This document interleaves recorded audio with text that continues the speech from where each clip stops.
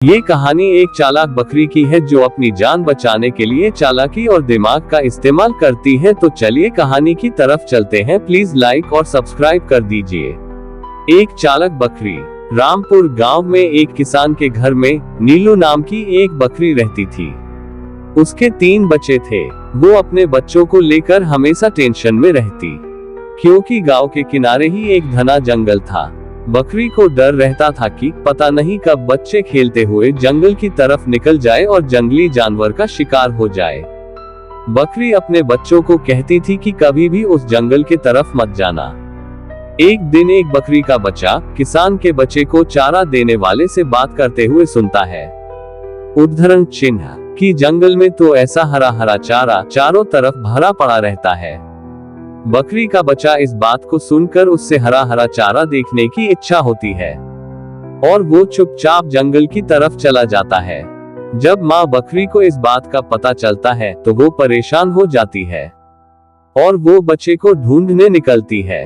वहाँ बकरी का बच्चा खेलते हुए अभी कुछ ही दूर पहुँचता है कि तभी 3-4 भेड़िए आकर उसे घेर लेते हैं। ये देखते ही बकरी का बच्चा डर जाता है और जोर जोर से चिल्लाने लगता है, अपनी माँ को बुलाने लगता है।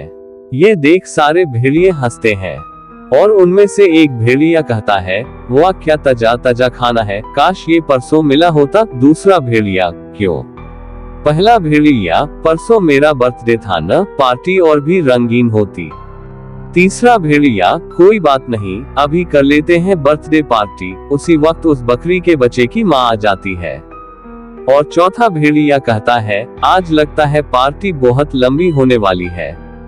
दूसरा भेड़िया, हाँ 250 ग्राम के साथ 5 किलोग्राम फ्री। उसके बाद सारे भेड़िए हंसते हैं। फिर बकरी की माँ कहती है, बस बस ज्यादा हंसो मत, वरन शेर राजा आकर तुम चारों को फाड़ खाएंगे।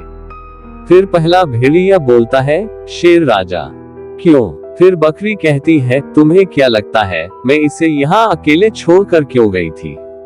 क्योंकि शेर राजा ने हुक्म दिया था कि मैं अपनी बच्चे को लेकर यहाँ से ना हिलूं जब तक कि शेर राजा ना आ जाए। और अगर उनके सिवा तुम लोगों ने इससे या मुझे खा लिया तो शेर राजा तुम चरों को जिंदा नहीं छोड़ेंगे। ये सुनकर भेड़िया हंसता है और बोलता है, पर शेर राजा को पता कैसे चलेगा? तुम्हें हमने खाया। फिर बकरी कहती है, तुम क्या शेर राज को बेवकूफ समझते हो? जंगल के राजा हैं वो देखो हाथी राज को नजर रखने के लिए यहाँ छोड़ गए हैं। देखा, अब तुम चारों चाहो तो हमें खा सकते हो। ये सुनकर चारों भेड़िए टेंशन में आ जाते हैं और आपस में कहते हैं, हाँ यार, हाथी राजा तो हमारे बारे में बता कर ही रहेंगे। दूसरा भेड़िया, तो क्या करे?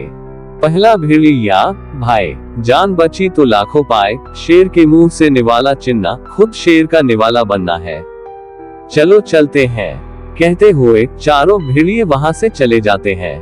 कहते हुए के जाते ही बच्चे की जान बच गई। ये देख बकरी जल्दी जल्दी बच्चे को लेकर वापस अपने गांव की तरफ भागती है और अभी वो कुछ ही आगे बढ़ती है कि तभी उसके सामने शेर आ जाता है। उन्हें देखते ही शेर दहाड़ता हुआ उनकी ओर बढ़ता है। ये देख बच्चा घबरा कर अपनी माँ के शरीर से लिपट जाता है। तभी शेर एक ही जंप में उनके सामने पहुंच जाता है। तभी अंदर ही अंदर कांपती हुई माँ बकरी हिम्मत करके कहती है, छोड़िए शेर राज, वरन शेरनी को गुस्सा आ जाएगा। शेर ने कहा, कहाँ है शेरनी? कहीं तुम अपने आप को शेरनी तो नहीं समझ रही? बकरी ने कहा, नहीं, मैं आपकी शेरनी की बात कर रही हूँ। शेर, मेरी शेरनी। बकरी, हाँ, आप क्या समझते हैं मैं क्या अपने बच्चे को लेकर इस भयानक जंगल में पिकनिक मनाने निकली हूँ? नहीं, मुझे शेरनी ने पकड़ लिया था और कहा था जब तक मैं ना आ जाऊं यहीं रुकना। विस्मयादिबोधक चिन्ह, आज मैं अपने शेर के लिए ताजा ताजा तुम्हारा बच्चा और तुम्हें ले जाऊंगी। शेर, मैं कैसे मानूं?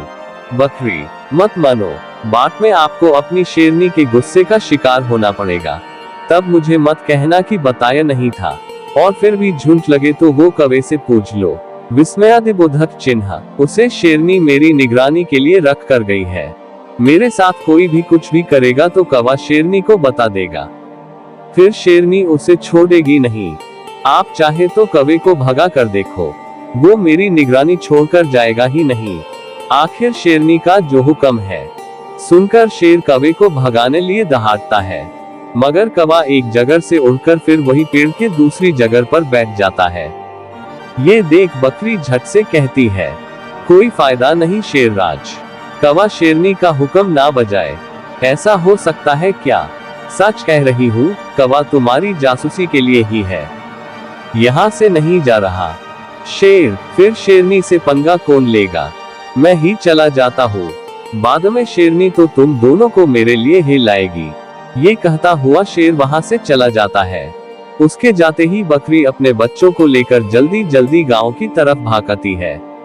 अभी वो शेर से बच के भागी ही थी कि तभी सामने शेरनी आ जाती है।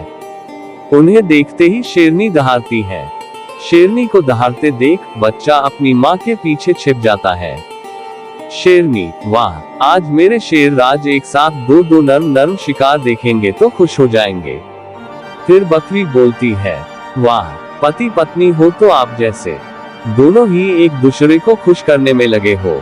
शेरनी, क्या मतलब, रोज आप शेर के लिए शिकार करके ले जाती हो, आज शेर ने आपके लिए हम दोनों का शिकार करने का प्लान बनाया है। शेरनी, तो शिकार किया क्यों नहीं? बकरी, शेर राजा ने कहा है कि शेरनी को गुफा में आ जाने दो, फिर तुम दोनों का ताजा ताजा शिकार करके ले जाऊंगा। विस्मयादिबोधक चिन्ह, आज शेरनी को मेरी तरफ से पार्टी। शेरनी, सच? शेर राजा आज मेरे बारे में ऐसा सोच रहे हैं। बकरी, हाँ, आप गुफा में जाओ तो सही, वे आकर मुझे ले जाएंगे। शेरनी, ठीक है, लेकिन मेरे जाते ही तुम भाग गई तो? बकरी, अब तक भागी क्या, और फिर मेरी निगरानी के लिए शेर राजा ने खरगोश को लगा रखा है। मैं जहां भी जाऊंगी खरगोश मेरे पीछे पीछे आएगा और शेर राजा को रिपोर्ट करेगा, है ना खरगोश? देखा, मेरी आवाज सुनती ही उसके कान खड़े हो गए, आंख और कान दोनों मुझ पर है। विस्मयादिबोधक चिन्ह। शेरनी, हाँ, मैं अभी जाकर शेर राजा को भेजती हूँ। ये कहती हुई शेरनी वहां से चली जाती है। बाकी यहाँ वहां देखती है और अपने बच्चों को लेकर गायों की तरफ भागती है। ऐसा भागती है कि पीछे मुड़कर नहीं देखती और सीधा किसान के घर के आंगन में बने अपने खूंटे के पास पहुंचकर ही सांस लेती है। बाकी बच्चे भी अपनी माँ और भाई को देख खुश हो जाते हैं। बच्चे, माँ, आप तो जंगल में गई थी, हम तो डर रहे थे, कहीं कोई जानवर मिल जाता तो। बकरी का बच्चा, मिल जाता तो क्या, मिले थे शेर और शेरनी, पर माँ ने मुझे उन सब से बचा लिया। बकरी का बच्चा, माँ उनसे लड़ी। बकरी बोली, बच्चों, लेने के लिए सिर्फ ताकत ही जरूरत नहीं, बल्कि उसके साथ साथ धैर्य, दिमाग और चालाकी से काम लेना चाहिए, तो खतरनाक से खतरनाक परिस्थिति से भी बच सकते हो।